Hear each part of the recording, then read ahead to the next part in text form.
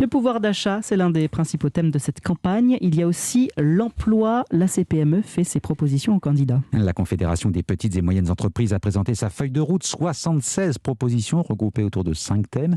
Il y a 2 millions de PME en France. Elles emploient plus de la moitié des salariés français. Et justement, Élise Dangean, il y a pas mal de propositions pour valoriser le travail. Oui, par exemple en modulant la durée des allocations chômage en fonction de la situation du marché de l'emploi ou encore en facilitant les passerelles entre enseignement général et enseignement professionnel.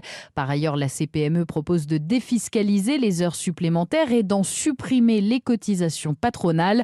Une mesure bonne pour l'entreprise et pour les salariés, explique son président François Asselin. Aujourd'hui, en France, on peut très honnêtement travailler plus de 35 heures. Le seul problème, c'est que la 36e heure, elle coûte 25% de plus à l'employeur. Alors, nous, ce que nous demandons, c'est que ces heures supplémentaires soient nettes de charges pour l'entreprise et nettes d'impôts pour les salariés. Pour le salarié, oui, ça pourrait améliorer vraiment d'une façon très sensible son pouvoir d'achat. Selon les calculs de l'organisation patronale, le coût de cette mesure s'approcherait de celui de l'indemnité inflation mise en place par le gouvernement, soit près de 4 milliards d'euros. La CPME réclame aussi une baisse du coût du travail et des impôts de production pour les aligner sur la moyenne européenne.